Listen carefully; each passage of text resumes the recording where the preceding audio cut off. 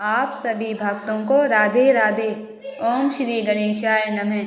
आज सुनिए बुधवार व्रत कथा। समतापुर नगर में मधुसूदन नामक एक व्यक्ति रहता था। वह बहुत धनवान था। मधुसूदन का विवाह बलरामपुर नगर की सुंदर लड़की संगीता से हुआ था। एक बार मधुसूदन अपनी पत्नी को लेने बुधवार के दिन बलरामपुर गया। मधुसूदन ने पत्नी के माता पिता से संगीता को विदा कराने के लिए कहा। माता पिता बोले, बेटा आज बुधवार है, बुधवार को किसी भी शुभ कार्य के लिए यात्रा नहीं करते। लेकिन मधुसूदन नहीं माना। उसने शुभ अशुभ की बातों को न मानने की बात कही। दोनों ने बैलगाड़ी से यात्रा प्रारंभ की। 2 कोस की यात्रा के बाद उसकी गाड़ी का एक पहिया टूट गया। वहां से दोनों ने पैदल ही यात्रा शुरू की। रास्ते में संगीता को प्यास लगी। मधुसूदन उसे एक पेड़ के नीचे बैठाकर जल लेने चला गया। थोड़ी देर बाद जब मधुसूदन कहीं से जल लेकर वापस आया तो वह बुरी तरह हैरान हो उठा, क्योंकि उसकी पत्नी के पास उसी ही की शक्ल सूरत का एक दूसरा व्यक्ति बैठा था। संगीता भी मधुसूदन को देखकर हैरान हो गई। वह दोनों में कोई अंतर नहीं कर पाई। मधुसूदन ने उस व्यक्ति से पूछा, तुम कौन हो और मेरी पत्नी के पास क्यों बैठे हो?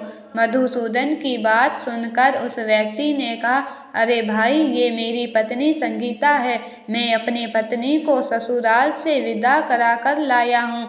लेकिन तुम कौन हो जो मुझसे ऐसा प्रश्न कर रहे हो? मधुसूदन ने कहा, तुम जरूर कोई चोर या ठग हो। ये मेरी पत्नी संगीता है। मैं इसे पेड़ के नीचे बिठाकर जल लेने गया था। उस पर इस व्यक्ति ने कहा, अरे भाई, झूठ तो तुम बोल रहे हो। संगीता को प्यास लगने पर जल लेने तो मैं गया था। मैंने तो जल लाकर अपनी पत्नी को पिला भी दिया है।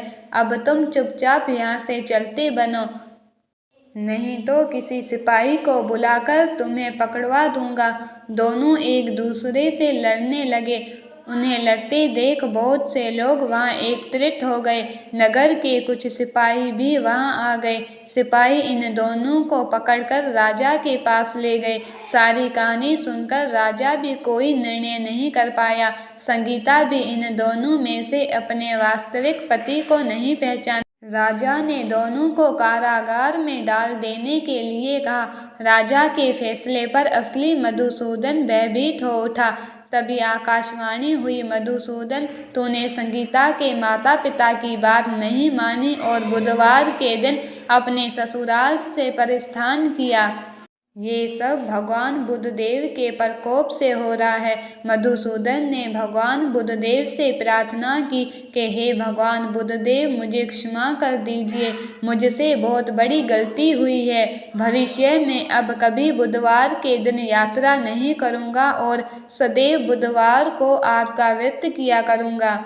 मधुसूदन के प्रार्थना करने से भगवान बुद्धदेव ने उसे क्षमा कर दिया। तभी दूसरा व्यक्ति राजा के सामने से गायब हो गया। राजा और दूसरे लोग इस चमत्कार को देख हैरान हो गए। भगवान बुद्धदेव की इस अनुकंपा से राजा ने मधुसूदन और उसकी पत्नी को सम्मानपूर्वक विदा किया। कुछ देर चलने पर रास्ते में उन्हें बैलगाड़ी मिल गई। बैलगाड़ी का टूटा हुआ पहिया भी जुड़ा हुआ था। दोनों उसमें बैठकर समतापुर की ओर चल दिए। मधुसूदन और उसकी पत्नी संगीता दोनों बुधवार को व्रत करते हुए आनंद पूर्वक जीवन यापन करने लगे। उस तरह भगवान बुद्धदेव की कृपा से उनके यहाँ खुशियाँ बरसने लगी। इस तरह जो स्त्री पुरुष विधिवत बुधवार का व्रत करके व्रत कथा सुनते हैं, भगवान बुद्धदेव उनकी सभी कष्ट दूर करते हैं। अब करेंगे श्री गणेश जी की आरती। जय गणेश जय गणेश जय गणेश देवा, माता जाकी पार्वती पिता महादेवा। एक दंत दयावंत चार भुजाधारी, माथे पर तिलक सोए मूसे की सवारी। पान चढ़े फूल चढ़े और चढ़े मेवा, लड्डुवन का भोग लगे संत करे सेवा। जय गणेश जय गणेश जय गणेश देवा, माता जाकी पार्वती पिता महादेवा। अंधे को आँख देत कोढ़िन को काया, वांझन को पुत्र देत निर्धन को माया। सूर श्याम शरण आए सफल कीजिए सेवा, माता जाकी पार्वती पिता महादेवा। जय गणेश जय गणेश जय गणेश देवा, माता जाकी पार्वती पिता महादेवा। आरती समाप्त हुई। जय भोलेनाथ। आप सभी भक्तों को अगर कथा पसंद आई है तो please like share and subscribe ज़रूर करें।